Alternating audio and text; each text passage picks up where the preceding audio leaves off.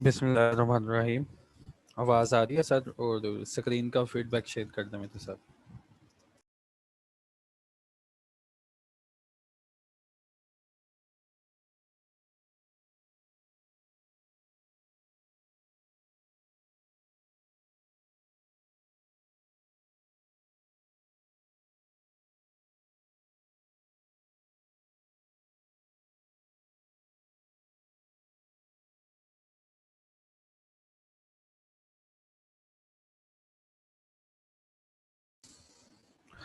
ठीक है, इंशाल्लाह 2 मिनट बाद हम कंटिन्यू करेंगे।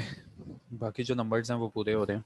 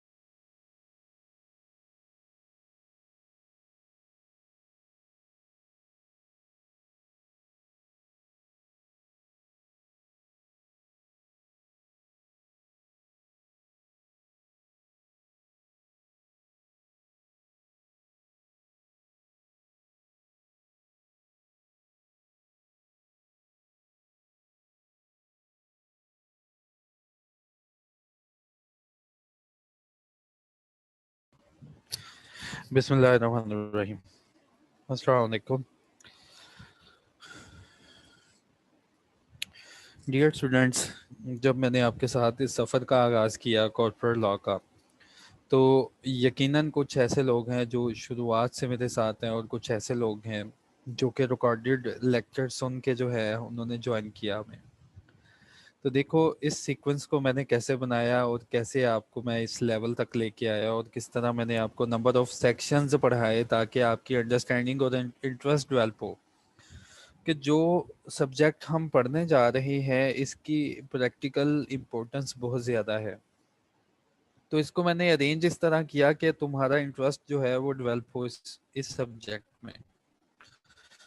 तो जैसे ही मैंने आप लोगों को समझाया कि हम जो पढ़ने जा रहे हैं वो कंपनी से रिलेटेड पढ़ने जा रहे हैं, और दूसरा मैंने तुम्हें समझाया कि टाइप्स ऑफ कंपनीज क्या है, मैंने फ़ौरन तुम्हारा जंप लगवाया, फ़ौरन मैंने ये जंप लगवाया और हम कंपनीज की मीटिंग्स के ऊपर आ गए।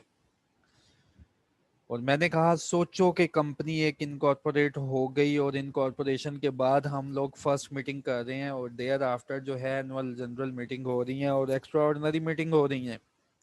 मीटिंग का टॉपिक पढ़ाने के बाद मैंने आपको मीटिंग की जो सेक्रेटेरियल प्रैक्टिसेस होती है उसके ऊपर काफ़ी अच्छी तरह वर्किंग करवाई।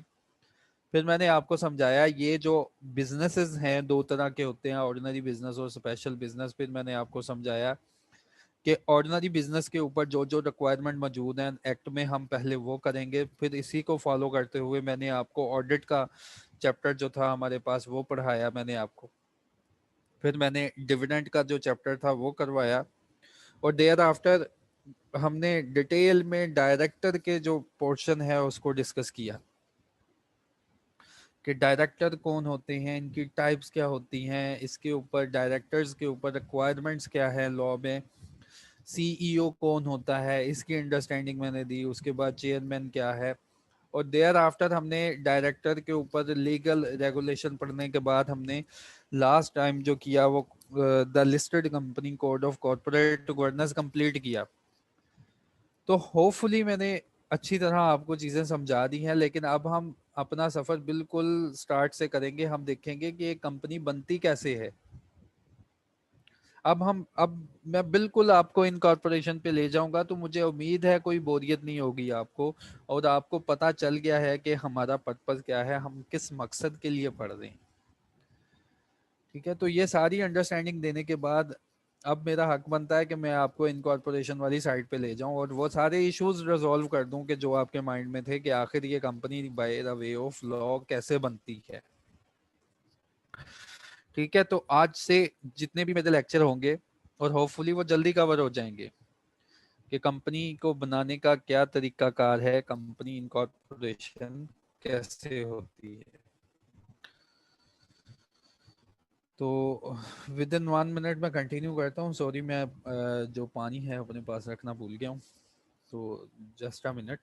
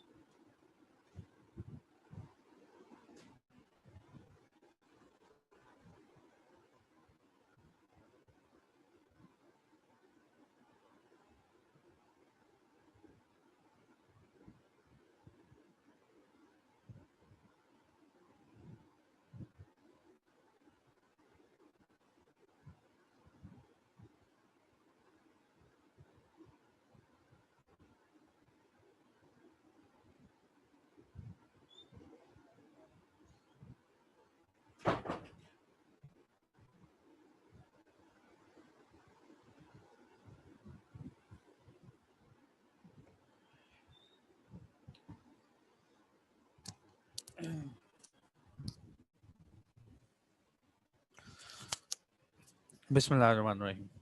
देखिए, कंपनी इनकॉर्पोरेशन का मतलब क्या है। The company incorporation simply means the registration of company from SCCP। आप कंपनी की रजिस्ट्रेशन करवाओ SCCP, उसको आप बोलते हो कंपनी इनकॉर्पोरेशन। और थ्रू जो प्रिवेलिंग एक्ट या ऑर्डिनेंस जो भी चल रहा है, जो भी लॉ चल रहा है जिसको ये स्टैट्यूटरी कंपनी इम्प्लीमेंट कर रही है, उसके थ्रू अगर आप अपनी कंपनी की रजिस्ट्रेशन करवाते हो तो इसको हम बोलते हैं द कंपनी इनकॉर्पोरेशन, कि कंपनी की रजिस्ट्रेशन हो गई है। Incorporation simply means the registration of company. Incorporation की स्टेजेस होती हैं। कंपनी खुद ब खुद जो है नहीं बन जाती। कंपनी को बनाने के लिए कुछ लोगों का मौजूद होना जरूरी है, कंपनी खुद ब खुद नहीं बनती। इसलिए इस स्टेज को मैंने बोल दिया द प्री इनकॉर्पोरेशन स्टेज। कि कंपनी एक आर्टिफिशियल लीगल पर्सन है। ये आर्टिफिशियल लीगल पर्सन का कयाम जो है खुद ब खुद नहीं होता। इसके कयाम के लिए कुछ लोग होते हैं, इसको बनाने के लिए इसकी सोच के पीछे कुछ लोग होते हैं। उनका किरदार जो होता है प्री इनकॉर्पोरेशन स्टेज में होता है।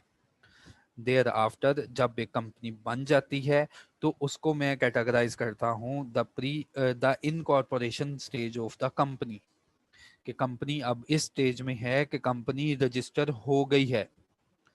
Thereafter certificate of incorporation stage. Incorporation stage में कंपनी को रिक्वायरमेंट पूरी करनी होती है for the purposes of certificate of incorporation. और देयर आफ्टर कुछ कंपनीज ऐसी होती हैं कि सर्टिफिकेट ऑफ इनकॉर्पोरेशन लेने के बाद वो अपना बिजनेस स्टार्ट नहीं कर सकती। उनको मजीद एक सर्टिफिकेट की जरूरत होती है जिसको कहते हैं certificate for commencement of business. Hopefully मैंने आपको मीटिंग्स में ये समझाया था कि दो सर्टिफिकेट होते हैं। एक होता है सर्टिफिकेट ऑफ इनकॉर्पोरेशन, जो प्राइवेट कंपनी को मिलते जब भी मिल जाता है तो प्राइवेट कंपनी वहीं से अपना बिजनेस स्टार्ट कर देती है। लेकिन पब्लिक कंपनी और कंपनी लिमिटेड बाय गारंटी, ये दो ऐसी कंपनीज हैं जिनको सर्टिफिकेट ऑफ इनकॉर्पोरेशन मिलता है, लेकिन ये अपना बिजनेस स्टार्ट नहीं कर पाती जब तक वो कुछ कंडीशंस ना पूरी कर दें जो कि certificate for commencement of business के लिए होता है, वो अपना बिजनेस रन कर सकती हैं। तो ये सारी स्टेज जो है स्टेजेस ऑफ इनकॉर्पोरेशन, मैंने इसको डिवाइड किया कि रजिस्ट्रेशन की जो स्टेज है एक लीगल पर्सन के कयाम के लिए वो कौन सी होनी चाहिए।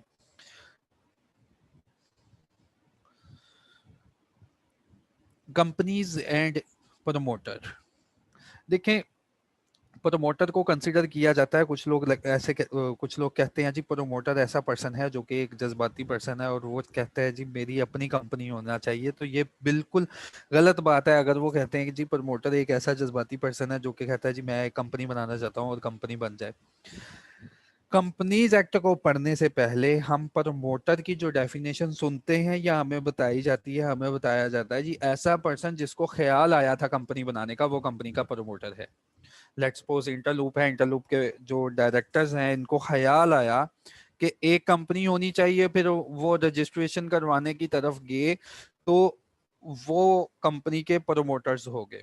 ठीक है, तो आम बुक्स में भी यही हमें सुनने को मिलता है कि प्रमोटर ऐसा पर्सन है जो कि कंपनी को बनाता है। तो लॉ में बिल्कुल ही दुनिया अलग है। लॉ जो है प्रमोटर्स को डिफाइन करता है अंडर सेक्शन 2/50 में। कहता है जब भी ये कंपनी प्री इनकॉर्पोरेशन स्टेज में होती है तो एक पर्सन, एक नुमाया, एक ऐसा पर्सन होता है जो इसको अपना किरदार अदा करता है कंपनी की इनकॉर्पोरेशन में, तो उसको हम कहते हैं प्रमोटर ऑफ द कंपनी। और प्रमोटर को लॉ ने डिफाइन किया सेक्शन 2/50 में। सेक्शन 2/50 कहता है कि प्रमोटर एक ऐसा पर्सन है जिसको नेम दिया है एज अ प्रमोटर कंपनी के मेमोरेंडम में या कंपनी के प्रोस्पेक्टस में। कहता है कंपनी के दो डॉक्यूमेंट हैं, एक है मेमोरेंडम और एक है प्रोस्पेक्टस। देखो कहीं पे अगर किसी पर्सन का नाम आ रहा है कि ये पर्सन है कंपनी के प्रोमोटर्स, तो कहता है जी वो कंपनी के प्रोमोटर होंगे। कंपनी का मेमोरेंडम देखो या कंपनी का प्रोस्पेक्टस देखो, कहता है इन दोनों में अगर अगर इस पर्सन का नाम आ रहा है एज अ प्रोमोटर तो सेक्शन 2/50 कहती है वो प्रोमोटर है। हाँ, हमने देखा नाम नहीं आ रहा उस पर्सन का, ना तो मेमोरेंडम में नाम आ रहा है ना प्रोस्पेक्टस में आ रहा है, लेकिन कहता फिर सेकंड वन क्राइटेरिया देखें, क्या जो पर्सन है उसका कंट्रोल है, क्या उस पर्सन का कंट्रोल है authority to appoint the majority of directors, कि जो कंपनी बनने जा रही है क्या इसका, इस पर्सन का इतना कंट्रोल है कि इसके पास इतने राइट्स मौजूद होंगे कि वो बोर्ड ऑफ डायरेक्टर्स को जो है उनको कंट्रोल कर सके, उनको मेजोरिटी को अपॉइंट कर सके। हाँ, अगर वो मेजोरिटी ऑफ डायरेक्टर्स को अपॉइंट नहीं कर रहा तो देखो क्या वो कंपनीज की मेजर पॉलिसी मेकिंग में इन्वॉल्व है या कंपनी की मेजर डिसीजन मेकिंग में इन्वॉल्व है, तो ये पर्सन प्रमोटर होगा। और control word has been defined by 3 words, authority to appoint majority of directors, major policy maker और डिसीजन मेकर। तो अगर नेम नहीं है तो क्या देखो कंट्रोल है उसका। या थर्ड वन बोला गया on whose advice the board of directors are accustomed to act, या कोई ऐसा पर्सन तो नहीं कि जिसकी एडवाइस पे जो आने वाले बोर्ड ऑफ डायरेक्टर्स हैं उनको अमल करना लाजमी होगा। तो कहता है ये तीन चीजों में से अगर किसी के पास ये चीज है तो वो कंपनी का प्रमोटर है। हो सकता है कंपनी बनाने का ख्याल किसी को आया लेकिन बाद में कंट्रोल किसी और के पास शिफ्ट हो गया, बाद में किसी ऐसे पर्सन के पास ये अथॉरिटी चली गई कि वो बनने वाली कंपनी के बोर्ड ऑफ डायरेक्टर्स को मेजोरिटी को अपॉइंट कर सकता है या उसकी डिसीजन मेकिंग इंप्लीमेंट हो सकती है, तो बाय द लॉ वो प्रमोटर बन जाएगा। तो प्रमोटर की डेफिनेशन बाय लॉ सेक्शन 2/50 ये है कि प्रमोटर एक ऐसा पर्सन होगा हु नेम्ड, जिसका नाम आएगा as a subscriber to the memorandum of association of a company who has been named in the prospectus, prospectus में होंगे या उनका नाम आएगा memorandum of association में।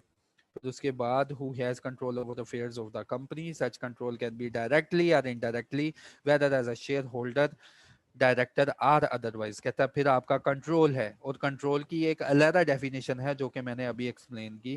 कहता है उसका डायरेक्ट कंट्रोल है या इनडायरेक्ट कंट्रोल है। या तो वो as a shareholder control कर रहा है, या डायरेक्टर कंट्रोल कर रहा है, या थ्रू इनडायरेक्ट कोई कंट्रोल है उसका, किसी रिलेटिव के थ्रू कंट्रोल कर रहा है, या in accordance with whose advice, या जिसकी एडवाइस पे, डायरेक्शंस पे, इंस्ट्रक्शंस पे the board of director of the company है कस्टम टू एक्ट, तो ये पर्सन जो है प्रोमोटर होगा। लेकिन एक बात फिर वही आ गई, एक बात फिर वही आ गई कि कंपनी के जो प्रोफेशनल कैपेसिटी में लोग काम कर रहे होते हैं वो भी तो बोर्ड ऑफ डायरेक्टर को एडवाइस दे रहे होते हैं, लीगल एडवाइसेस मिल रही होती हैं, अकाउंटिंग एडवाइसेस मिल रही होती हैं, तो क्या लीगल पर्सन और अकाउंटेंट भी कंपनी का प्रमोटर हुआ? तो लॉ ने स्पेसिफिकली मना कर दिया, उन्होंने कह दिया a person who is acting merely in a professional capacity, एक ऐसा पर्सन जो कि अपनी प्रोफेशनल कैपेसिटी में परफॉर्म करता है, can not be recorded as promoter of the company, उस पर्सन को आप प्रमोटर ऑफ द कंपनी नहीं बोल सकते। ठीक है, इनके अलावा अदर पर्सन की बात की गई कि अगर उनका नाम है मेमोरेंडम या प्रोस्पेक्टस में, या वो बोर्ड ऑफ डायरेक्टर्स को कंट्रोल कर रहे हैं, और या उनकी एडवाइसेस पे बोर्ड ऑफ डायरेक्टर ने चलना ही चलना है, तो ऐसे ऐसे लोग प्रमोटर कहलाते हैं। तो पहली तो बात वो सेंस हमने खत्म कर दी जो कि बुक्स में पढ़ी थी कि प्रमोटर ऐसे लोग होते हैं जिनको ख्याल आया और कंपनी बन गई। ठीक है, तो ख्याल आया कंपनी बन गई, वो भी ठीक है कि उनको ख्याल आया, उन्होंने इनकॉर्पोरेशन स्टेज में हिस्सा लिया, अपना नाम मेमोरेंडम में लिखा, एसोसिएशन में लिखा, मेमोरेंडम ऑफ एसोसिएशन के सब्सक्राइबर बन गए, प्रोस्पेक्टस में भी उनका नाम आ रहा है, तो वेल एंड गुड। उसकी ये इतनी बात हमने पहले भी पढ़ी हुई थी, लेकिन आज हमने by the way of law legal definition पढ़ी कि प्रमोटर होता कौन है। अब प्रमोटर का लीगल स्टेटस क्या है? प्रमोटर मैंने बता दिया कि ऐसा पर्सन जो कि इन्वॉल्व होता है इन कॉरपोरेशन मैटर्स में, जो कि एक लीगल पर्सन के कयाम से पहले इसका किरदार होता है। तो प्रमोटर जो है इसका फिर लीगल स्टेटस क्या हुआ? ये जो कंपनी है इसके हवाले से प्रमोटर क्या है? कुछ बुक्स बताती हैं हमें, अगर उनको पढ़ा जाए तो वो कहते हैं जी प्रमोटर एजेंट है। बी कॉम में आपने पढ़ा होगा एजेंसी का चैप्टर। और मुझे यकीन है कि मेरे पास जो ऑडियंस है ये सारी की सारी बी कॉम, एम कॉम या कॉमर्स से रिलेटेड कोई ऑडियंस है, और इनको पता है कि जो कॉन्ट्रैक्ट एक्ट है उसमें एजेंसी का चैप्टर मौजूद है। तो एजेंसी का चैप्टर, कॉन्ट्रैक्ट एक्ट की तरफ चले जाएं तो एजेंसी का चैप्टर मुझे कहता है कि अगर एक एजेंट है तो उसका प्रिंसिपल जो है कॉम्पिटेंट टू कॉन्ट्रैक्ट होना चाहिए।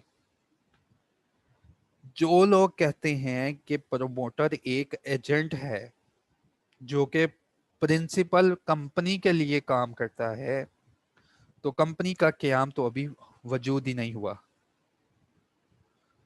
ठीक है, अगर नहीं पढ़ा तो मैं थोड़ा सा गाइड गाइड कर देता हूँ कि एजेंसी के चैप्टर में होता क्या है। एक एजेंट अपॉइंट करता है प्रिंसिपल अपने काम के लिए, तो प्रिंसिपल के लिए रिक्वायरमेंट होती है कि वो कॉम्पिटेंट टू कॉन्ट्रैक्ट हो। अब प्रिंसिपल का तो क्याम हुआ ही नहीं, प्रिंसिपल बना ही नहीं, इसका मतलब वो कॉम्पिटेंट टू कॉन्ट्रैक्ट ही नहीं है। तो इसका मतलब अगर प्रिंसिपल कॉम्पिटेंट टू कॉन्ट्रैक्ट नहीं है, then he has not authority to appoint any person to as an agent. अगर प्रिंसिपल का कयाम ही नहीं हुआ तो एजेंट का सवाल ही पैदा नहीं होता। फिर बाज दफा बोल दिया जाता है, चलो बुक्स में हम पढ़ते हैं कि प्रमोटर एजेंट नहीं है, प्रमोटर ट्रस्टी है, और ट्रस्टी की बात करें तो इसके ऊपर ट्रस्ट एक्ट लागू हो जाता है।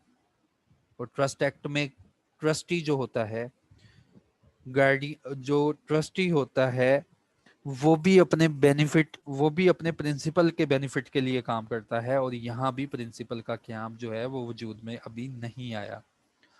तो लॉ में एक टर्म है कोजाई,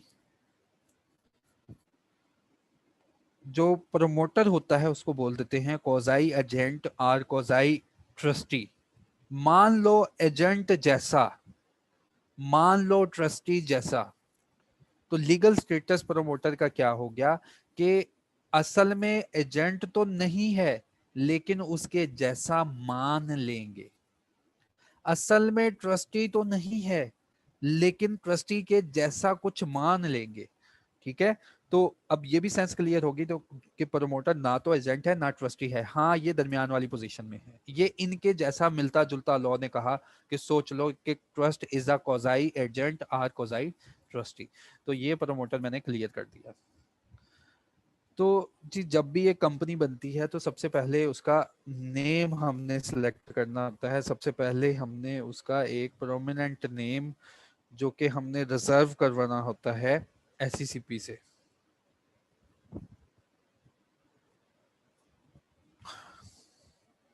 फर्स्ट वन मैंने आपको बता दिया प्रमोटर। सेकंड वन प्रमोटर या कुछ पर्सन जिनका आइडिया है या जिनका ख्याल है कि हम एक कंपनी बनाएंगे जिनमें लोगों की भी इन्वेस्टमेंट करवाएंगे या अपनी इन्वेस्टमेंट ही काफ़ी होगी। अगर अपनी इन्वेस्टमेंट काफ़ी होगी तो वो बनाने जा रहे हैं प्राइवेट कंपनी। अगर वो लोगों का भी कंट्रीब्यूशन चाहते हैं और चाहते हैं कि लोगों के साथ मिलकर काम करना है तो वो बनाएंगे पब्लिक कंपनी। ये डिसीजन लेने के बाद कंपनी का मेमोरेंडम उन्होंने फिल करना है। ये डिसीजन लेने के बाद कि हमने कंपनी बनानी है, फर्स्ट ऑफ ऑल वो जब भी एससीसीपी के पास जाएंगे उनको एक लीगल फॉर्म मिलेगा, एससीसीपी की साइट से वो डाउनलोड करेंगे legal form, memorandum of association. उस मेमोरेंडम ऑफ एसोसिएशन की फर्स्ट क्लास है नेम ऑफ द कंपनी, के बताओ तुमने अपनी कंपनी का नाम क्या रखना है। तो मेमोरेंडम पढ़ने से पहले मैं आपको पढ़ाऊंगा नेम, कि अपनी कंपनी का नाम कैसे रखते हैं। अब ये पहले से मौजूद नाम है, मुझे मेहनत ही ना करनी पड़े, फेडेक्स पहले से मौजूद है, मैं इससे मिलता जुलता रख लेता हूँ, या कोई और नाम जो है पाकिस्तान में इतनी अच्छी अच्छी कंपनीज हैं उनका नाम बना हुआ है, उनकी एड भी चलती है, तो क्यों ना उनसे मिलता जुलता नाम रखा जाए। जैसे आपने बाटा जो है, बाटा एक लिमिटेड कंपनी है, बाटा तो सुना होगा, तो चलो बूटा लिमिटेड बना ली जाए या बाटी लिमिटेड बना ली जाए। इंटरलूप एक वेल नोन नेम है, इंटरलूपी ही क्यों ना बना ली जाए या इंटरलूपर क्यों ना बना ली जाए। ठीक है, तो मुझे कुछ ना कुछ पता होना चाहिए, क्या मैं ये ऐसे नाम यूज कर सकता हूँ जो कि ऑलरेडी इन एग्जिस्टेंस में है, क्योंकि ये तो वेल नोन नेम है और मुझे मेहनत भी नहीं करनी पड़ेगी। ठीक है, अब ये देखें लिप्टन एक नेम है और लिप्टन जो है हमें पता है ये टी है। अब मैं एक कंपनी बनाना चाहता हूं जो यही काम करेगी और मैं ओ को खत्म करके ए रखना चाहता हूं, लिप्टन बना लेते हैं कंपनी। तो इसके बारे में हमें लॉ क्या गाइड करता है, जरा लॉ की भी तो बात सुन लें कि आप लोग एक कंपनी बनाने जा रहे हैं, उसका नाम जो है कैसे आप लोग रखोगे।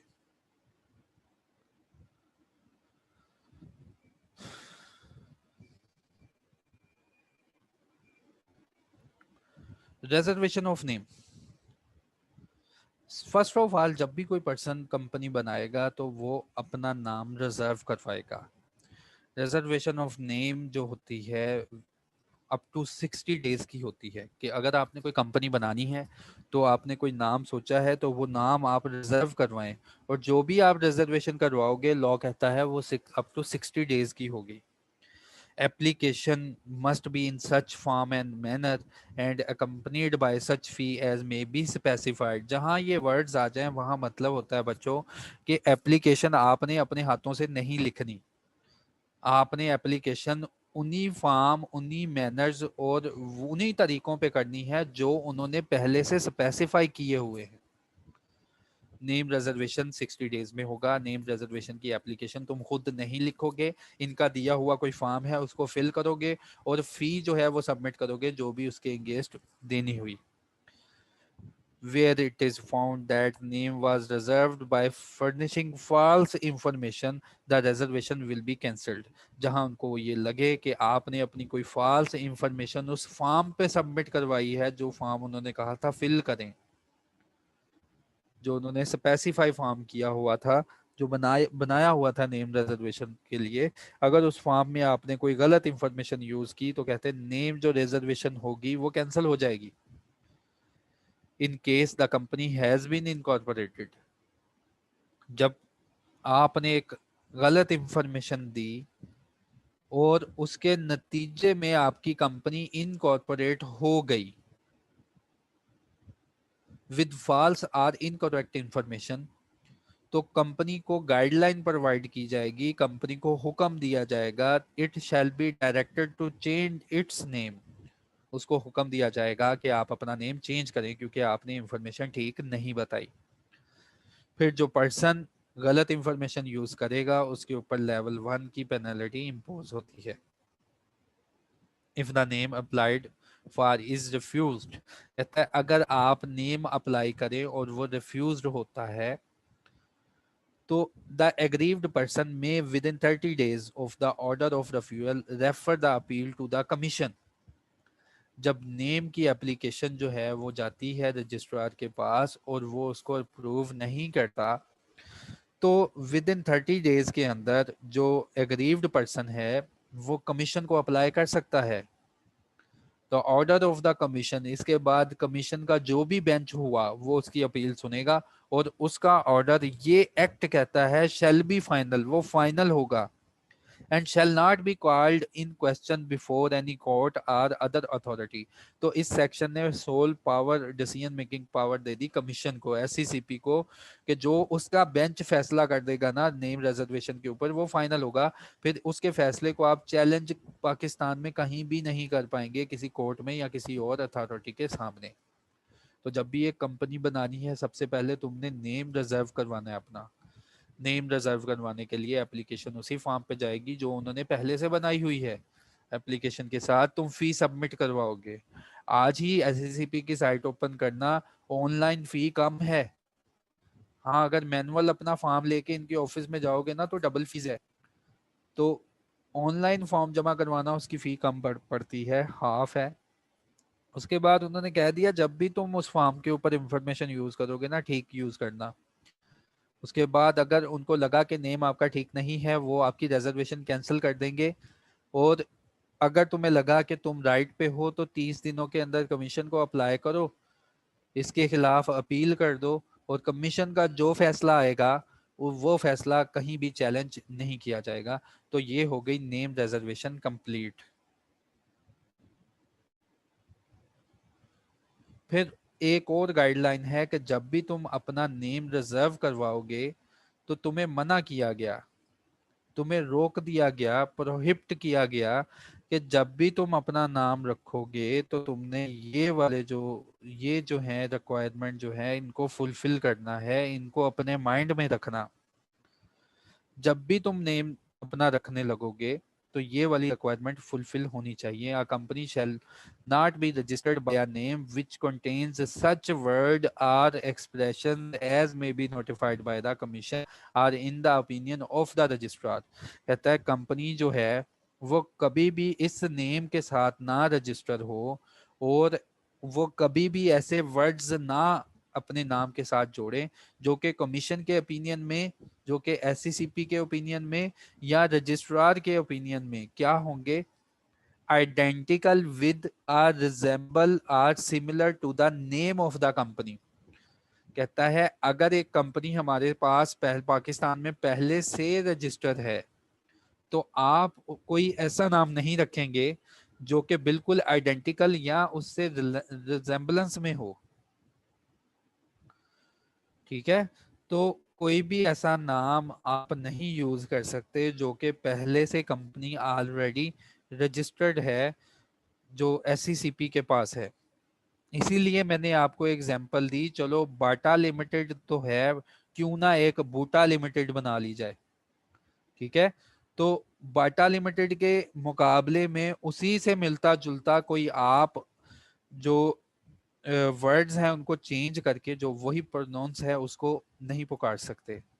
जैसे अब इसी सीक्वेंस मैंने एक एग्जांपल दी थी कि आप इंटरलूप तो एक वेल नोन ब्रांड है, पाकिस्तान का वेल नोन कंपनी है, लिमिटेड कंपनी है, क्यों ना उससे मिलती जुलती इंटरलूपी ही क्यों ना बना ली जाए। तो आज तक क्यों नहीं क्याम हो सका इंटरलूपी का या इंटरलूपर का, उसकी वजह सेक्शन नंबर 10 है।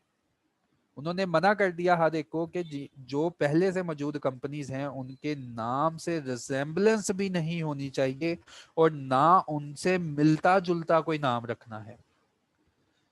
इनअप्रोप्रिएट का मतलब कोई ऐसा नामुनासिब नाम नहीं रखना जो कि मुनासिब ही ना लगे। और दूसरा अनडिजायरेबल।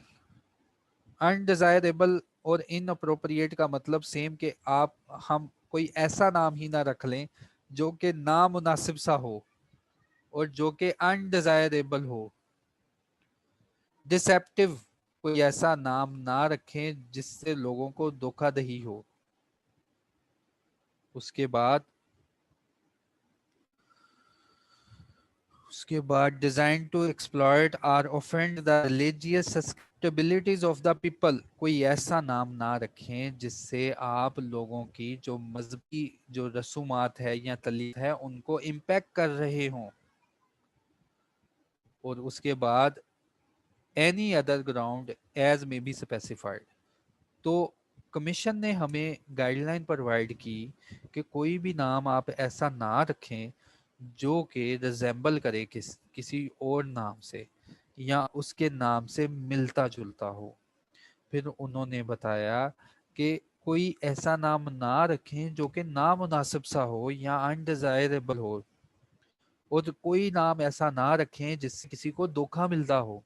और कोई नाम ऐसा ना रखें जिससे किसी मजहब को कोई तकलीफ हो उस नाम से, या मजहब से रिलेटेड लोगों को उससे उस नाम से कोई मसला हो, या कोई और नाम जो भी हम स्पेसिफाई करेंगे आप नहीं रख पाएंगे। और नाम के ऊपर तो पूरी से एक डिटेल मौजूद है, कंपनीज इनकॉर्पोरेशन जो है रूल हमारे पास मौजूद है।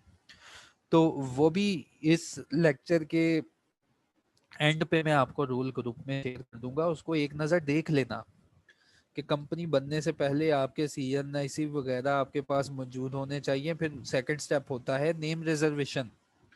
उन्होंने डिटेल में बताया हुआ है, ये जो वर्ड है ना छोटा सा लिख दिया एज में बी स्पेसिफाइड, इसको उन्होंने डिटेल में बताया हुआ है कि ये नाम नहीं रख सकते, तुम कभी भी ऐसा नाम नहीं रख सकते।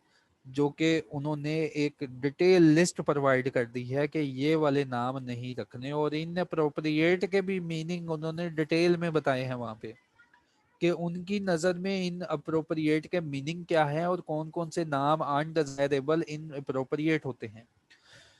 तो पूरी एक जो है गाइडलाइन मौजूद है कंपनी इन कॉर्पोरेशन के ऊपर, वो मैं शेयर करूंगा, तो जस्ट उसको देख लेना कि एक कंपनी के लिए क्या चीज़ें रिक्वायरमेंट है और नेम के लिए स्पेशली कितनी लंबी उन्होंने रिक्वायरमेंट इशू की हुई है कि ये वाले नाम तो आप हरगिज कभी भी रख ही नहीं सकते। तो सेक्शन नंबर 10 मजीद स्पेसिफाई करता है कि आप जो है विदाउट SCCP की अप्रूवल के बगैर, SCCP की अप्रूवल चाहिए अगर आपने इन नामों में से कोई नाम रखना है। अगर except with the prior approval in writing of the commission, commission की पहले इजाजत लेनी है। Except with the prior approval of the commission in writing, कहता है कमीशन की जो अप्रूवल है ना इन राइटिंग लेनी है, फिर आप ये काम कर सकते हैं। जो नीचे आने वाले काम है ना ये वाले, ये ऐसे नाम रख सकते हैं लेकिन इसके लिए रिटर्न अप्रूवल चाहिए, किसकी? कमीशन की। तो इस वर्ड को छोड़ो, आगे क्या लिखा हुआ है? लिखा हुआ है जी company shall not be registered by a name which contain any word suggesting or calculating to suggest. कहता है कंपनी कभी भी किसी ऐसे नाम के साथ नहीं बन सकती जिसका मतलब ये बने या मतलब ये निकाला जाए। और इसके पीछे लिखा हुआ है कि अगर ये काम करना है तो कमीशन की अप्रूवल ले लेना। ठीक है, तो कंपनी जो भी बनने जा रही है वो कहते जी ऐसा कोई नाम ना रखे जिसका नतीजा ये निकले कि the patronage of any past or present Pakistani or foreign head of state. Patronage का मतलब सरपरस्ती। आप कोई ऐसा नाम ना रखें जिससे लोगों को ऐसा फील हो कि आपकी सरपरस्ती, कि आपके ऊपर या तो पाकिस्तानी या फॉरेन हेड ऑफ स्टेट, जो भी हेड ऑफ स्टेट्स हैं उनकी सरपरस्ती आपके ऊपर है। ठीक है, आप जो है कहता जी कोई ऐसी जरदारी एंड को ना बना लेना, नवाज शरीफ एंड को ना बना लेना। ठीक है, जिससे फील हो कि जो हेड ऑफ स्टेट है पाकिस्तान के, उनसे आपका कोई कनेक्शन लोगों को फील हो। जैसे इमरान खान पीटीआई लिमिटेड, कोई ऐसी कंपनी नहीं ये बनने देंगे जिसका उनको लगे कि मतलब ये बनता है कि लोग क्या मतलब लेंगे कि इसके ऊपर सरपरस्ती है किसी हेड ऑफ स्टेट की, या पाकिस्तानी या फॉरेन हेड ऑफ स्टेट। ठीक है, डोनाल्ड ट्रंप एंड को तो ये ऐसी कंपनी नहीं बनने देंगे, बनने देंगे तो उसके लिए कमीशन की रिटर्न अप्रूवल होगी, तो फिर वो कंपनी बनेगी। Any connection with the federal government or provincial government or any dependent authority statutory body of any such government. कहता है आप पाकिस्तान में कोई ऐसी कंपनी नहीं बनाएंगे जिसका नाम आप ऐसे रखें कि उसका लिंक लगे, उसका ऐसे लिंक लगे कि वो फेडरल गवर्नमेंट की कंपनी है या प्रोविंशियल कंपनी, प्रोविंशियल गवर्नमेंट की कंपनी है। लेकिन मेरे पास एक ऐसी एग्जांपल है, वो कंपनी रजिस्टर भी हुई है, जैसे बैंक ऑफ पंजाब।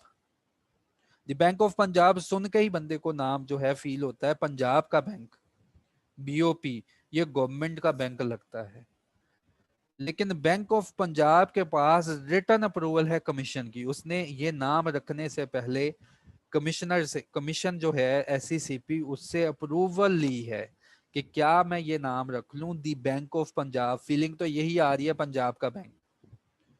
ठीक है, तो बैंक ऑफ पंजाब के अलावा आपको कोई ऐसा बैंक या कोई ऐसी कंपनी नहीं मिलेगी कि उसने अपना नाम रखा तो उसका कनेक्शन जो है लिंक हो रहा हो फेडरल गवर्नमेंट से, प्रोविंशियल गवर्नमेंट से, या any other department of the company से, या किसी स्टैट्यूटरी कंपनी से।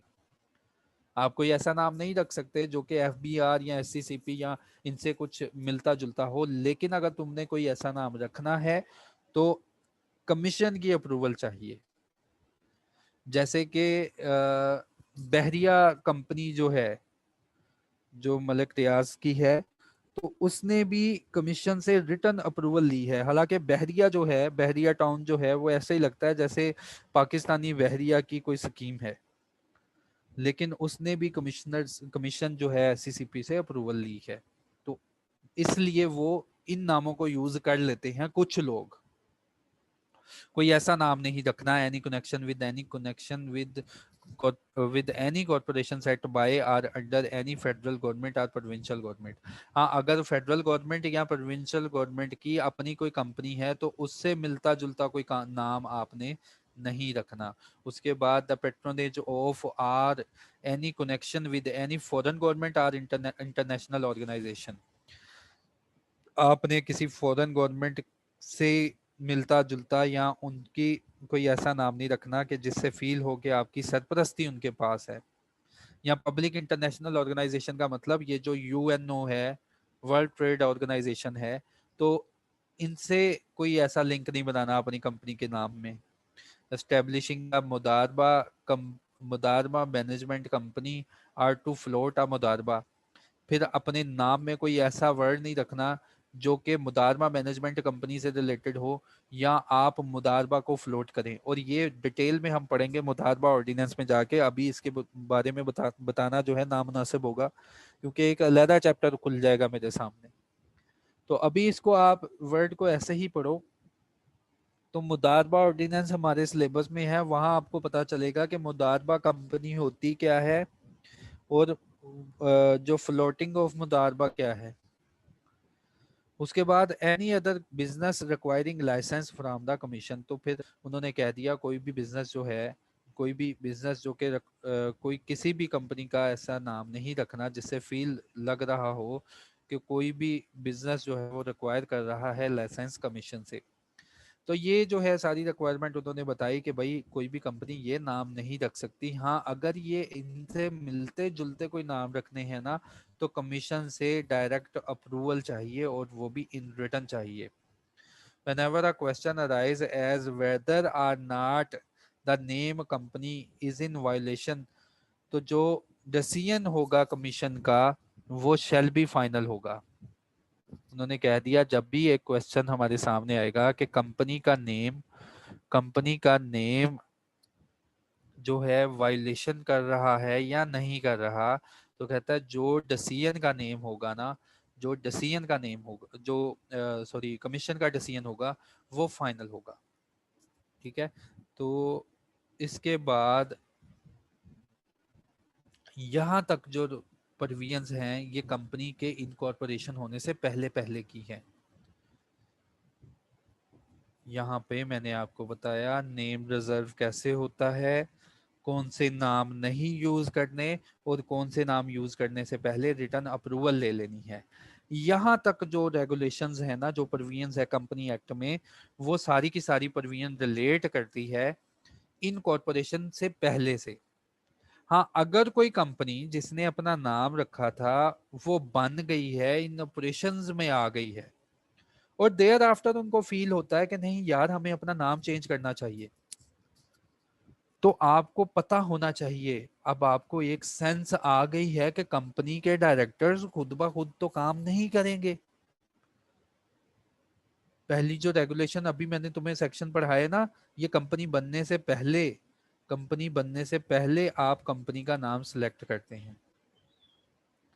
लेट्स सपोज अगर कंपनी एक बन गई है किसी नाम के साथ, तो क्या कंपनी के डायरेक्टर खुद ब खुद उसका नाम चेंज कर लेंगे? नहीं, क्योंकि हमने डिटेल में मीटिंग का चैप्टर पढ़ लिया, हमने डायरेक्टर का चैप्टर पढ़ लिया, हमें पता है डायरेक्टर अगर कोई ऐसा फैसला लेंगे तो वो एक जनरल मीटिंग बुलाएंगे। अगर उस जनरल मीटिंग में 5 बातों बातों के अलावा कोई भी बात अप्रूव करवानी है, तो बच्चों याद रखना मैंने आपको बता दिया पूरे कंपनी एक्ट में आपको स्पेशल रेजोल्यूशन का ही नाम मिलेगा। उन 5 बातों के ऊपर अगर फैसला हुआ तो 50% की मेजोरिटी से हो जाता है। लेकिन पूरे एक्ट में जो फैसले हैं अब वो स्पेशल रेजोल्यूशन से ही होंगे।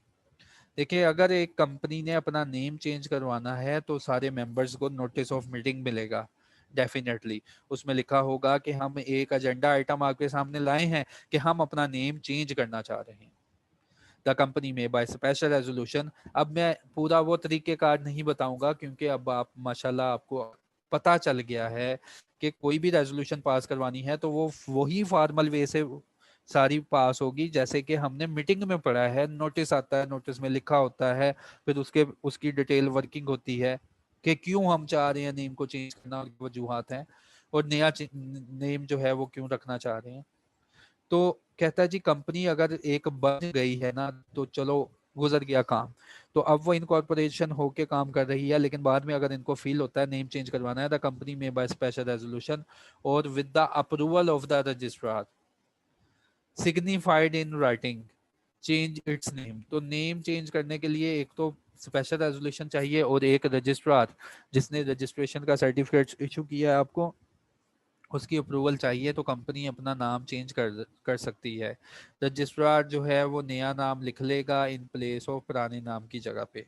फिर रजिस्ट्रार आपको एक नया सर्टिफिकेट देगा जो कि रजिस्ट्रेशन से बाद मिलता है, वो आपको न्यू करके चेंज करके आल्टर करके पुराना सर्टिफिकेट ले लेगा, न्यू सर्टिफिकेट आपको देगा।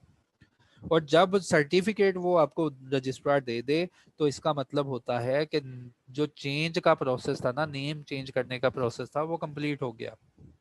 फिर उसके बाद क्या आपने खामोशी से अपना नेम चेंज कर लेना है? तो उन्होंने कहा नहीं। जब आपको रजिस्ट्रेशन वो सर्टिफिकेट आल्टर सर्टिफिकेट इशू हो जाता है तो कंपनी जो है, company continue to mention its formal name along with its new name for the period of 90 days। 90 days के लिए कंपनी ये नाम, पुराना नाम नए नाम के साथ हर जगह लिखेगी। On the outside of every office or place in which its business is carried on and on every document etc। तो उन्होंने कह दिया जहाँ पे कंपनी अपना नाम चेंज करती है तो कंपनी के लिए रिक्वायरमेंट है कि वो हर जगह अपना नाम, नया नाम पुराने नाम के साथ मेंशन करे, और ये नया नाम पुराने नाम के साथ मेंशन करेगी 90 डेज तक। The change of name shall not effect any rights and obligation of the company. उन्होंने कह दिया कि कंपनी अगर अपना चेंज नेम करती है, एक ऐसी कंपनी जो कि बन गई थी बाद में उसने अपना नेम चेंज किया,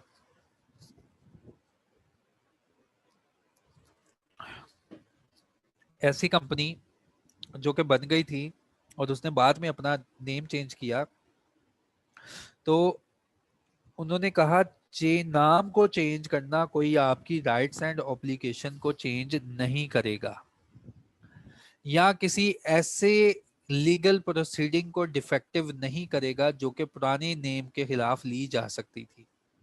render defective any legal proceeding by or against the company. तो किसी भी लीगल प्रोसीडिंग को भी ये नाम का चेंज करना इफेक्ट नहीं करेगा। And any legal proceeding that might have been continued or commenced against the company by its formal name. कहता है फिर ऐसे भी किसी लीगल प्रोसीडिंग को ये डिफेक्ट नहीं करेगा जो कि कंपनी के खिलाफ कंटिन्यू की जा सकती थी। ठीक है, तो उन्होंने कहा कि कोई भी लीगल प्रोसीडिंग जो कि कंपनी के पुराने नाम के खिलाफ की जा सकती थी शुरू, वो उसके नए नाम के खिलाफ भी शुरू की जा सकती है। तो खुलासा ये कि अगर एक कंपनी अपना नाम चेंज करती है तो उसको स्पेशल रेजोल्यूशन चाहिए, उसके बाद रजिस्ट्रार की अप्रूवल चाहिए। जब से रजिस्ट्रार अप्रूव कर दे आपको एक सर्टिफिकेट ऑफ इनकॉर्पोरेशन चेंज करके देगा। सर्टिफिकेट मिल जाना इस बात का सबूत होता है कि आपका नाम चेंज हो चुका। जब ये काम हो जाए तो अपना नया नाम पुराने नाम के साथ 90 दिन जो डेज होंगे आपने मेंशन करना है अपने हर ऑफिस के बाद, हर प्लेस के बाद, हर डॉक्यूमेंट पे। देयर आफ्टर उन्होंने कहा नाम को चेंज कर लेने का मतलब ये नहीं होता कि पुरानी कंपनी खत्म हो गई, उसकी राइट्स एंड ऑब्लिगेशन खत्म हो गए। नाम चेंज करने से कोई भी अगर अदालत में या कहीं पे प्रोसीडिंग चल रही है वो भी इफेक्ट नहीं होगी। और हाँ, नाम चेंज करने से कहते हैं ये भी भूल ना जाना कि पुराने केसेस अगर आपके खिलाफ ओपन हो सकते थे, नहीं हो सके, तो कहता है वो नए नाम के खिलाफ ओपन हो जाएंगे। ठीक है, तो उन्होंने कहा जी लीगल कंसिक्वेंसेस आपके कोई भी चेंज नहीं होंगे, नाम ही जस्ट चेंज होगा। Register office of the company, जब भी कंपनी ने इनकॉर्पोरेशन करनी होती है तो दूसरा उसको मेमोरेंडम में उसके सामने आता है प्लेस ऑफ बिजनेस, कि वो बिजनेस कहाँ करेंगे, उनका रजिस्टर ऑफिस क्या होगा। तो नेम रखने के बाद अगली रेगुलेशन जो मेरे सामने आती है, जो पढ़ानी चाहिए, वो है register office of the company, कि इस कंपनी का मेन ऑफिस कहाँ है, कि कल को अगर रजिस्ट्रार ने कोई चीज इनसे मांगनी है तो किससे मांगे। क्या हर डायरेक्टर के घर खत लिखना पड़ेगा, या कंपनी से कोई कम्युनिकेट करना चाह रहा है तो किस पर्सन से कम्युनिकेशन होनी चाहिए। तो जैसे एक लीगल पर्सन होता है उसका एड्रेस होता है ना बच्चों, जैसे मेरा अपना एड्रेस है, आपका अपना एड्रेस होगा, इसी तरह एक आर्टिफिशियल लीगल पर्सन है कंपनी। कंपनी एक आर्टिफिशियल और इसका स्टेटस पर्सन का है, लीगल पर्सन है। तो अगर ये पर्सन है तो इसके रहने की भी जगह कहीं पे तो मौजूद होगी ना, तो उसको कहते हैं registered office of the company. कि ये जो आर्टिफिशियल लीगल पर्सन है ना, इसका एक परमानेंट एड्रेस है, कि इसके बिजनेस तो पूरे पाकिस्तान में फैले हुए हैं, तो क्या आर्टिफिशियल लीगल पर्सन के जहां जहां बिजनेस हो रहे हैं वहां वहां इसके पीछे भागना पड़ेगा कि अगर हमने इनसे कोई इंफॉर्मेशन लेनी है। तो आर्टिफिशियल लीगल पर्सन का भी एक एड्रेस होता है और जिसको हम कहते हैं registered office of the company. कि कोई आपने लीगल बात पूछनी है या कोई काम इससे है तो इसके लीगल ऑफिस, इसके रजिस्टर ऑफिस को खत लिखो और उसी से कम्युनिकेट करो। तो आर्टिफिशियल तो पता चला जी, आर्टिफिशियल लीगल पर्सन अगर आर्टिफिशियल है तो उसका भी कहीं ना कहीं कयाम होता है, वो भी अपना एक घर बसाता है, तो जिसको कहते हैं जी registered office of the company. A company shall have a registered office to which all communication and notice shall be addressed.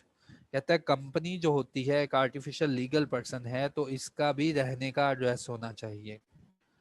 तो उस एड्रेस पे जितनी भी कम्युनिकेशन है, नोटिस हैं, हम इसको एड्रेस करेंगे, इसको भेजेंगे या इससे जवाब तलब करेंगे। Within a period of 30 days of the from its incorporation, notify such office to the registrar in the specified manner। तो उन्होंने कह दिया कि जब एक कंपनी बन जाती है ना, जब एक कंपनी का क्याम हो जाता है रजिस्ट्रार से, तो आप रजिस्ट्रार को बताएंगे कि हमारा रजिस्टर ऑफिस कहाँ है। विद इन 30 डेज में, 30 दिनों के अंदर आपने रजिस्ट्रार को बताना है हम किस जगह पे बिजनेस कर रहे हैं। जब हम कंपनी का मेमोरेंडम फिल करेंगे ना, तो पहली क्लॉज उसकी मेमोरेंडम की होती है नेम क्लास। दूसरी क्लास यानी दूसरी लाइन जो होती है मेमोरेंडम की, वो होती है प्लेस क्लास। उस प्लेस क्लास में मैंने प्रोविंस बतानी होती है कि मैं पाकिस्तान की किस सूबे में बिजनेस करना चाहता हूं। आप वो सूबा बता देते हैं कि जैसे मैं सूबा पंजाब में या सूबा सिंध में या सूबा किसी और में बिजनेस करना चाहता हूं। मेमोरेंडम में जस्ट ये वर्ड लिखे जाते हैं। फिर जब कंपनी एक बन जाती है ना, तो बच्चों उस सूबे की स्पेसिफिक लोकेशन हमें बतानी पड़ती है कि हम सूबा में, हमने आपको बताया था कंपनी बनानी है, तो कंपनी का कयाम हो चुका, अब इसका रजिस्टर्ड एड्रेस ये है। तो within 30 days of from the date of incorporation आपने रजिस्ट्रार को नोटिफाई करना होता है इसका ऑफिस, उस फॉर्म के ऊपर जो उन्होंने स्पेसिफाई किया। ठीक है, अपनी तरफ से कोई फॉर्म फिल करके नहीं देना। उस फॉर्म पे इनको बताना है रजिस्ट्रार को कि फला जगह पे इस एड्रेस पे इस कंपनी का रजिस्टर्ड ऑफिस है। Notice of any change in situation of registered office shall be given to the registrar within a period of 15 days after the date of change. जैसे एक आम पर्सन अपना एड्रेस चेंज करता है, एक घर से दूसरा घर ले लेता है, इसी तरह कंपनीज भी ऐसा करती हैं। कंपनी क्योंकि आर्टिफिशियल लीगल पर्सन है, तो इस लीगल पर्सन का भी राइट बनता है कि ये अपना एड्रेस चेंज कर सकता है। तो कंपनी जो है अपना एड्रेस चेंज कर सकती है। तो जब भी अपना एड्रेस चेंज करेगी रजिस्टर्ड ऑफिस का, तो 15 दिनों के अंदर जब चेंज हो जाएगी तो रजिस्ट्रार को स्पेसिफाइड फॉर्म के ऊपर बताएगी। The change of registered office of a company from one city in a province to another. कहता है अगर एक कंपनी ने अपना रजिस्टर ऑफिस चेंज किया, जैसे लेट्स सपोज मैंने एग्जांपल दी ना कि कंपनी ने जब मेमोरेंडम फिल किया था, तो इन्होंने बताया कि हम पंजाब में बिजनेस करना चाह रहे हैं, और 30 दिन के अंदर जब सर्टिफिकेट ऑफ इनकॉर्पोरेशन मिल गया, तो 30 दिन के अंदर इन्होंने बता दिया हाँ जी हमारा रजिस्टर्ड ऑफिस लाहौर में है। अब लाहौर से कंपनी चाह रही है कि हम गुजरांवाला में अपना रजिस्टर्ड ऑफिस ले जाएं। The change of registered office of a company from one city in a province to another, or a city to an other city, or a city to an other in any part of the Pakistan not forming the part of province shall require the approval of general meeting through the special resolution। तो उन्होंने कहा जब भी आप company का registered office change करते हैं, ये तो पढ़ी लिखी बात है, एक कंपनी से एक सिटी से दूसरी सिटी में चेंज करो, एक प्रोविंस से दूसरी प्रोविंस में चेंज करो, या एक सिटी से किसी पाकिस्तान के ऐसे हिस्से में ले जाओ जो कि अभी सूबे का स्टेटस नहीं है उसके ऊपर। तो जैसे फाटा वगैरह ये जो थे पहले पाकिस्तान के हिस्सों में नहीं आते थे, ये ट्राइबल एरियाज। तो लेकिन पिछले साल इनको 31 मई को ट्राइबल एरियाज को पाकिस्तान का स्टेटस दे दिया गया है।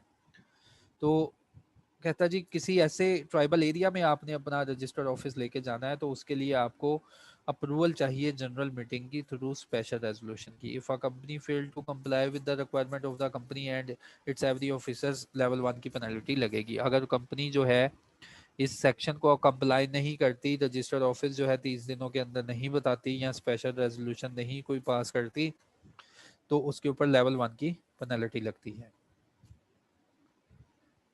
Publication of name by a company, company अपना नाम फिर कैसे मेंशन करती होती है, ये सेक्शन आप खुद पढ़ेंगे, ठीक है। बिल्कुल इजी सेक्शन है, इसमें बताया गया कि कंपनी जो है वो अपना नाम कैसे लिखती है और कहाँ कहाँ पे लिखती है, ठीक है। ये इजी सेक्शन है, ये आप खुद पढ़ेंगे।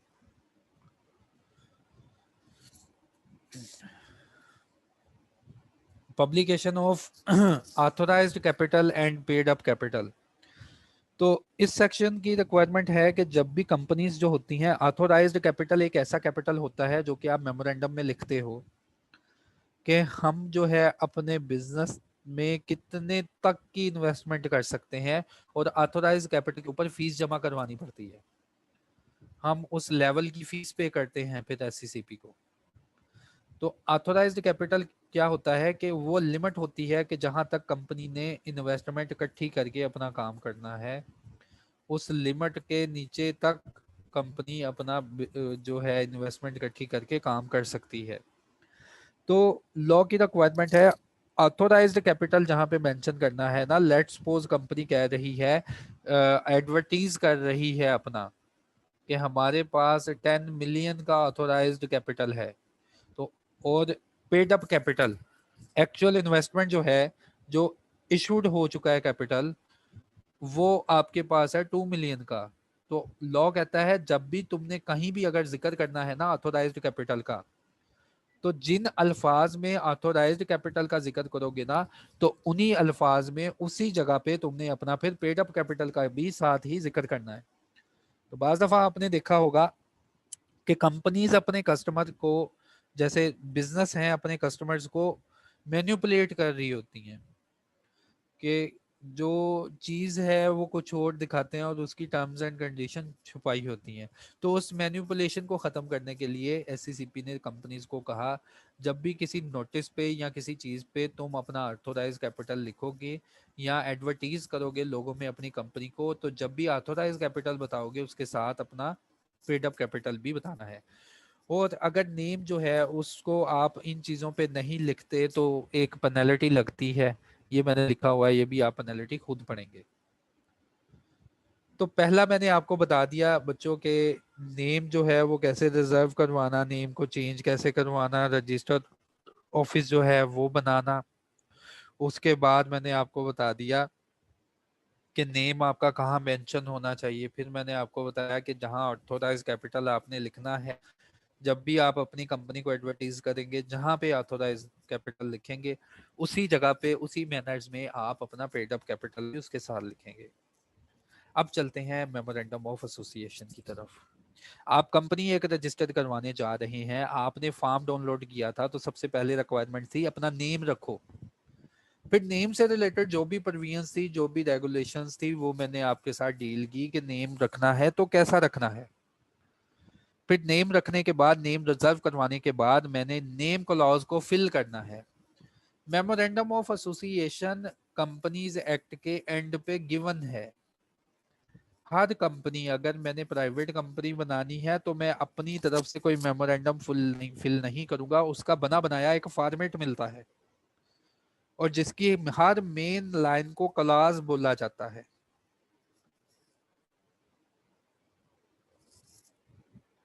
तो इस बने बनाए फॉर्मेट में पहली क्लॉज होती है, पहली जगह होती है, आपने नेम लिखना होता है और किसी मैनर से लिखना होता है जो मैनर उन्होंने बताया होता है। तो फर्स्ट ऑफ ऑल मैंने नेम क्लॉज को फिल करना होता है, फिर मैंने फिल करना होता है रजिस्टर ऑफिस क्लास को, फिर मैंने फिल करना होता है ऑब्जेक्ट क्लास को, फिर मैंने फिल करना होता है लाइबिलिटी क्लास को, फिर मैंने फिल करना होता है कैपिटल क्लॉज को और सब्सक्रिप्शन क्लॉज को। ये जो क्लॉजेज हैं ये पैराग्राफ होते हैं जिनको हमने, जो लीगल डॉक्यूमेंट होता है, याद रखना एमओए एक मेन डॉक्यूमेंट है जो कि एक लीगल डॉक्यूमेंट का स्टेटस रखता है। तो इस डॉक्यूमेंट को कंप्लीट मैंने फिल करना होता है। नेम रिजर्वेशन के बाद मेरे पास अगला क्वेश्चन आता है कि चलो अब मेमोरेंडम ऑफ एसोसिएशन। हाँ, मेमोरेंडम ऑफ एसोसिएशन आप खुद से नहीं बनाएंगे, ये स्पेसिफाइड है हर कंपनी के लिए।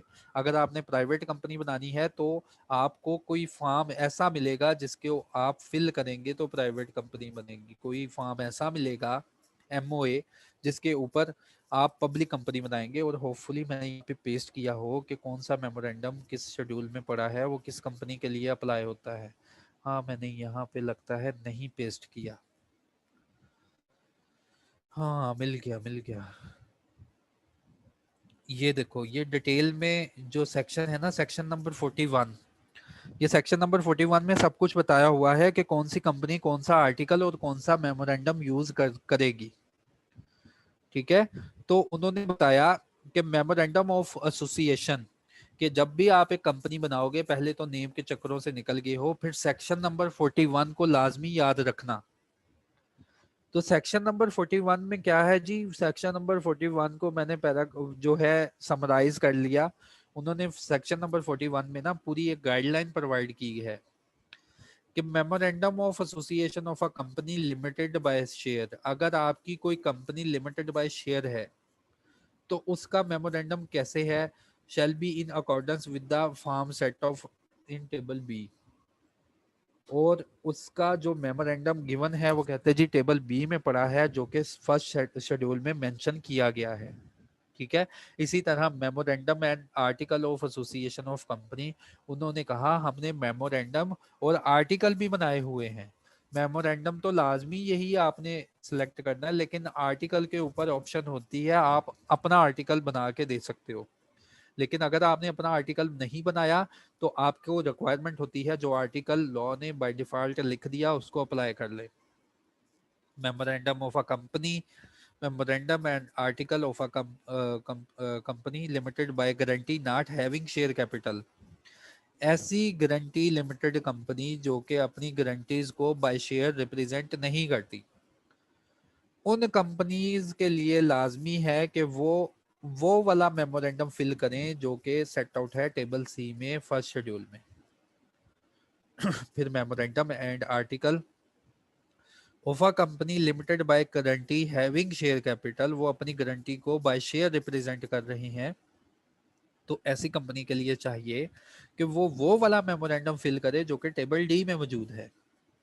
Memorandum and article of a company of an unlimited company having a share capital, एक ऐसी कंपनी जो कि अनलिमिटेड बनने जा रही है, उसके लिए लॉ ने रिक्वायरमेंट रखी है कि वो टेबल ई को फिल करें जो कि फर्स्ट शेड्यूल में मेंशन है।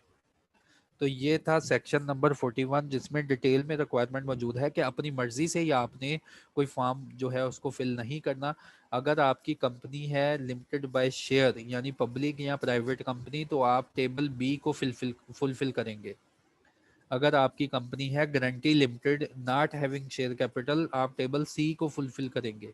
अगर आपके पास मेमोरेंडम है और आप अगर आपकी कंपनी लिमिटेड बाय गारंटी है और वो अपनी गारंटी को रिप्रेजेंट करवाना चाह रहे हैं by the way of shares, तो कहता है वो टेबल डी को फिल करेंगे, उनका मेमोरेंडम टेबल डी में पड़ा हुआ है।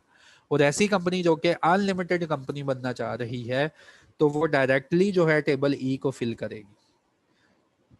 ठीक है, तो होपफुली अब मुझे क्वेश्चंस की तरफ आना चाहिए और कल इंशाल्लाह हम अपनी कहानी स्टार्ट करेंगे मेमोरेंडम से। मेमोरेंडम से ऑनवर्ड जो हमारी कहानी होगी वो इंशाल्लाह कल स्टार्ट होगी। तो अब जितनी भी यार मैं परवीन पढ़ूंगा ना वो सारी की सारी इनकॉर्पोरेशन को टारगेट करेंगी कि कंपनी बनानी है या कंपनी बन गई है, कंपनी बनानी है तो क्या करना है। ठीक है, तो कल इंशाल्लाह मेमोरेंडम और आर्टिकल के ऊपर ही मेरा लेक्चर होगा। अच्छा, अब मैं आपके क्वेश्चंस की तरफ आ गया हूँ। अगर किसी का कोई कंसर्न या क्वेश्चन है आज के लेक्चर से तो काइंडली वो मैसेज करे। वेबसाइट पर अबाउट समय लिखा होता है कि फाउंडर ऑफ द कंपनी, क्या इस वर्ड की जगह प्रमोटर ऑफ द कंपनी भी कह सकते हैं? हाँ जी, आप कह सकते हैं। रिजवान ने बोला कि सर अक्सर वेबसाइट पे लिखा होता है फाउंडर ऑफ द कंपनी के, इस कंपनी की बुनियाद किसने रखी। ठीक है, तो क्या उसको प्रमोटर कह सकते हैं? तो रिजवान प्रमोटर कहलाने के लिए ना, अगर उस फाउंडर का नाम जब कंपनी बनी थी उसके मेमोरेंडम में एज अ सब्सक्राइबर या उसके प्रोस्पेक्टस में एज अ प्रमोटर लिखा हो तो उसको प्रमोटर कह सकते हो। या उसके पास आइडिया मौजूद था और उसके पास कंट्रोल मौजूद था। बाज कंपनीज ऐसा भी करती हैं कि कंपनी बाद में बनी लेकिन एक छोटी सी दुकान थी, तो बाज मिल ओनर क्या करते हैं, वो कहते हैं अच्छा जी हमारे ये आइडिया हमारे दादा जान का था, तो बाद में हमने कंपनी बनाई, तो इन दैट केस इस सेंस में वो प्रमोटर नहीं है। प्रमोटर के लिए मैंने तुम्हें कहा लॉ की डेफिनेशन एक मौजूद है, उसी को फॉलो करना होता है कि या तो उसका नाम आया होगा मेमोरेंडम में या प्रोस्पेक्टस में, या उसके पास कंट्रोल रहा होगा, या उसकी एडवाइस पे कोई काम हुआ है कंपनी से रिलेटेड, और उसकी एडवाइस को मानना सब पे लाजिम था। हाँ, अगर कुछ कंपनीज ऐसी कहती हैं कि ये आइडिया तो हम हमारा 50 साल पहले का था, एक छोटी सी दुकान खुली थी और साइकिल पे हमारे दादा अबू जो थे वो चीजें बेच रहे थे, और अब हमने इतनी तरक्की कर ली है, तो वो दादा जो था ना वो प्रमोटर नहीं है फिर। अच्छा, कैन लीगल पर्सन भी, जितने भी लीगल पर्सन होते हैं उनके पास इख्तियार होता है कि वो प्रमोटर बन सकते हैं। अच्छा जी, स्क्रीन है क्राफ्ट, ये लगता शुरू का मैसेज है। ये गवर्नमेंट, हाँ जी, ये गवर्नमेंट का बैंक नहीं है, इसमें गवर्नमेंट की इन्वेस्टमेंट है। ठीक है, ये पब्लिक सेक्टर कंपनी है। जो बीओपी है ना, इसमें गवर्नमेंट की इन्वेस्टमेंट है, और हमने पब्लिक सेक्टर कंपनी भी पढ़ी थी।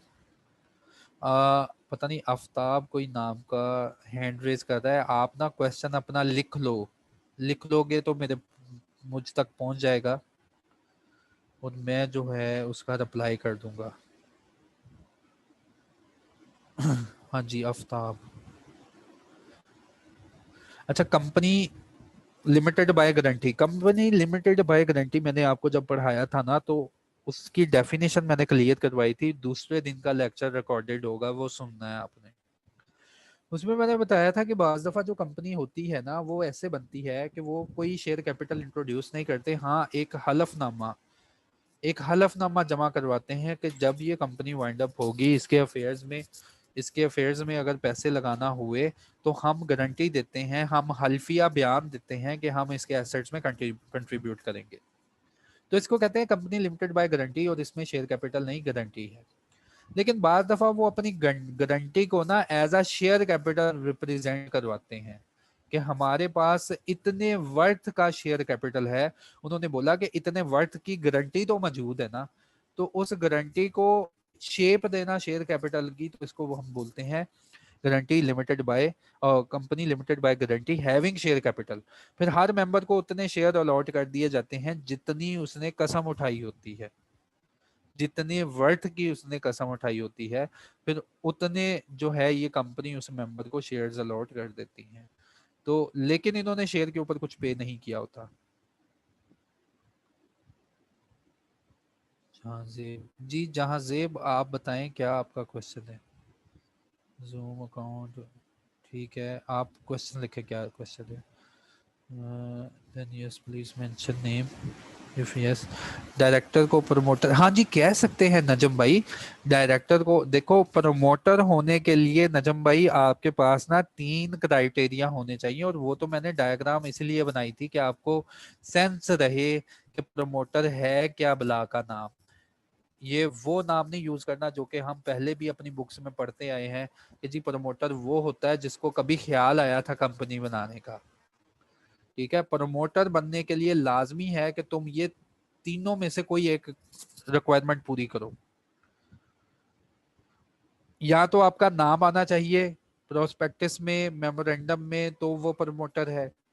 अगर उसका इन दोनों में नाम नहीं, तो क्या उसके पास कंट्रोल है, उसके पास इस लेवल की अथॉरिटी है कि वो आने वाले वक्त में बोर्ड ऑफ डायरेक्टर्स को करेगा, या कंपनी का मेजर पॉलिसी मेकर है या डिसीजन मेकर है, या जिसकी एडवाइस माननी ही है तो डायरेक्टर की जान छूटेगी। तो ऐसा पर्सन जो होता है प्रमोटर होता है। तो डायरेक्टर, देखो डायरेक्टर जो है, अगर एक कंपनी बनने जा रही है, एक पर्सन के पास बहुत ज्यादा पैसे हैं और वही कहता है जी चलो एक कंपनी बनाए, सब्सक्राइबर बन गया, तो सब्सक्राइबर है तो बाद में वो डायरेक्टर बन गया। तो डायरेक्टर जो होता है वो पहले, पहली कंपनी में कोई ना कोई तो सब्सक्राइबर होते हैं ना, और सब्सक्राइबर ही आपस में कोई पर्सन होता है उसको डायरेक्टर बना लेते हैं। तो डायरेक्टर जो होते हैं ये भी बाज दफा प्रमोटर होते हैं तो कंपनी बनती है। सर किस बुक से पढ़ा है यार? नोट्स आपको मिलेंगे। आपके साथ ना एक पर्सन ने बड़ा अच्छा डाटा मैनेज किया हुआ है ग्रुप में, तो उसका लिंक मैं शेयर करूंगा। सारी स्लाइड्स वो पर्सन जो है ना पूरी रिस्पॉन्सिबिलिटी के साथ उस गूगल ड्राइव में अपडेट करता है। अच्छा, any other book to read? नहीं यार, यही काफ़ी है। बिल्कुल एक्ट से डाटा लेके मैं आपको मैनिपुलेट करके पढ़ाता हूँ, तो हमें किसी बुक की तरफ जाने की ज़रूरत नहीं है। अली खान सर वो शो होता है? सर वो शो नहीं होता ड्राइव में। तो ड्राइव के साथ यार एक मसला था, दोबारा जो है यार ये जिसने भी ड्राइव जो है ना गूगल ड्राइव मैनेज की है, मेरी उससे रिक्वेस्ट है कि आज जो है ना अलाउ किया जाएगा टाइपिंग को। तो गूगल ड्राइव का कोई ऐसा लिंक दे, ऐसी रिस्ट्रिक्शन लगा के लिंक दे कि कोई भी पर्सन जब भी नोट्स को वहां से डाउनलोड करे तो पुराने नोट्स को डिलीट ना कर पाए। ऐसा हुआ कि जो नोट्स उस बंदे ने मैनेज किए थे ना, तो किसी ने डिलीट कर दिए। तो ड्राइव का लिंक आप आज आपको ना फ्रेश दिया जाएगा। और यार एक मसला मैं बहुत फील कर रहा हूँ कि ग्रुप हमारा फुल हो गया है। ये ग्रुप जिसने बनाया है ना, सोशल ग्रुप, उससे रिक्वेस्ट करता हूँ कि यार इस ग्रुप की लिमिट जो है वो एक्सटेंड करवाए। 200 मेंबर हैं इस ग्रुप में, 200 मेंबर हैं इस ग्रुप में। और इतने ज्यादा बच्चों के मुझे मैसेज आते हैं कि हम इस ग्रुप में ऐड होना चाह रहे हैं, लेकिन वो होने नहीं देता। Sir authorise capital paid up capital का दोबारा पढ़ लेंगे यार इंशाल्लाह। ऑथोराइज कैपिटल और पेड अप कैपिटल अभी तो कहानी शुरू हुई है, ठीक है। अभी आगे जाके कैपिटल के ऊपर भी हमने रेगुलेशन पढ़नी है, और इंशाल्लाह ये प्रोविजंस जो है ना बड़ी जल्दी से अब खत्म होंगी। अच्छा जी, उसके बाद किसका क्वेश्चन आया? सर नंबर शेयर कर दें अपना। अच्छा जी, जो न्यू मेंबर हैं इस क्लास में, तो ये मेरा नंबर है, मुझे व्हाट्सएप करें। तो मुझे हल भी बताएं क्या किया जाए। अब व्हाट्सएप ग्रुप तो फुल हो गया, अब क्या हल किया जाए? लोगों का कहाँ ऐड करना है हमने? और व्हाट्सएप मुझे तो इतना आता नहीं, तो कोई मुझे बताए कि इसकी जो लिमिट है मेंबर्स की कैसे एक्सीड करवाते हैं, और जहाँ से भी लिमिट करवानी है वो करवाना। अच्छा, नेक्स्ट जो है डायरेक्टर को प्रमोट, ये भी हो गया। Reservation of name first point mean 60 days of pre incorporation. हाँ जी, 60 days फ्रॉम जब भी आप मेमोरेंडम को फिल करेंगे तो सबसे पहले अपना नेम रिजर्व करवा लेंगे, ठीक है। तो नेम को रिजर्व करवाना है 60 days पहले। फिर जब नेम फाइनलाइज हो जाए तो फिर तुम वो नाम अपने मेमोरेंडम में लिख सकते हो। Memorandum and article of association of having a share capital, ये एक्सप्लेन कर दे। अब्बास कल हमने ना दोबारा पढ़ना है मेमोरेंडम को, तो इंशाल्लाह मेमोरेंडम जो है कल भी क्लियर हो जाएगा। तो अब्बास ये क्वेश्चन जो है ना आपका, ये होल्ड रखें कल तक। उसके बाद है डायरेक्टर को प्रमोट, ये हो गया। ये क्वेश्चन भी रिमूव कर दूं। नजम भाई का स्लाइड्स अवेलेबल, ठीक है, ये भी हो गया। सर इसमें न्यू सारा लेक्चर अपलोड, ठीक है कर देंगे। नंबर बता दें। Ali Khan, Ali Khan sir, two companies क्या रजिस्टर ऑफिस का एक ही एड्रेस दे सकते हैं? देखें, हो सकता है एक एड्रेस। ये जो प्लाजा है हमारे पास, बड़े बड़े प्लाजा बने होते हैं, रजिस्टर्ड एड्रेस कंपनी ने बताना होता है ना कि हम यहाँ पे सिचुएट कर रहे हैं। तो प्लाजा के एक फ्लोर पे एक कंपनी होती है, तो दूसरे फ्लोर पे दूसरी कंपनी होती है। तो हाँ, अगर आप ये कह रहे हो कि प्लाजा के एक ही फ्लोर पे एक ही दुकान पे दोनों का रजिस्टर ऑफिस बन सकता है, तो वो कभी नहीं बन सकेगा। क्योंकि पब्लिकेशन ऑफ नेम जब तुम पढ़ोगे ना, तुम्हें समझ आएगी कि अपना नाम कैसे पब्लिकेट करना है। तो एक कंपनी ऐसा नहीं कर सकती कि आधा बोर्ड तुम लगा लो और आधा बोर्ड मैं लगा लूं। तो रजिस्टर ऑफिस जो है हर कंपनी का स्पेसिफिक होता है, और ये नहीं हो सकता कि आधा कमरा कमरा इस कंपनी का है और आधा कमरा उस कंपनी का है। ये रजिस्टर ऑफिस है। अनऑथराइज पेटेंट कैपिटल में फ़र्क बता दें, ये भी हो गया क्वेश्चन। उसके बाद ठीक है सर जिस जगह पर कंपनी का ऑफिस यहाँ फिर कंपनी बनी है तो क्या इसके लिए ज़रूरी है उसी जगह की रजिस्टर की कॉपी या फिर रेंटल? समझ नहीं आई मुझे रिजवान। Rental copy. रिजवान आपका क्वेश्चन मुझे समझ नहीं आया यार। पेट्रोनेज वर्ड होता है सरप्रस्ती का, कि कायनात ऐसा ना लगे कि आप कोई ऐसा वर्ड यूज करें जिससे लगे कि आपने ऐसा वर्ड यूज किया कि आपके ऊपर सरप्रस्ती है फेडरल गवर्नमेंट की। ठीक है, कोई ऐसा नाम ना यूज करो आप। एससीसीपी प्राइवेट लिमिटेड कंपनी ऐसी कोई चीज नहीं बना सकते, क्योंकि एससीसीपी इसका मतलब कि एक स्टैट्यूटरी ऑर्गेनाइजेशन का नाम यूज हुआ। और लोग जब पढ़ेंगे ना एससीसीपी, अच्छा उनके जेहन में आएगा अच्छा वो एससीसीपी जो कि कंपनी रजिस्टर करता है, तो उसी की कोई कंपनी होगी फिर ये। तो कहता है कोई ऐसा नाम नहीं यूज करना जिससे लगे कि सरप्रस्ती हासिल है आपको किसी ऑलरेडी गवर्नमेंट डिपार्टमेंट की या गवर्नमेंट डिपार्टमेंट के किसी स्टैट्यूटरी डिपार्टमेंट की।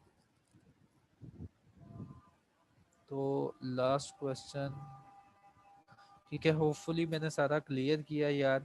कल इंशाल्लाह जो है आप टाइम पे मीटिंग ज्वाइन करें, हम इंशाल्लाह इनकॉर्पोरेशन करवाएंगे कंपनी की कंप्लीट, और कल हम अपना मेमोरेंडम फिल करेंगे। Thank you. अल्लाह हाफिज़।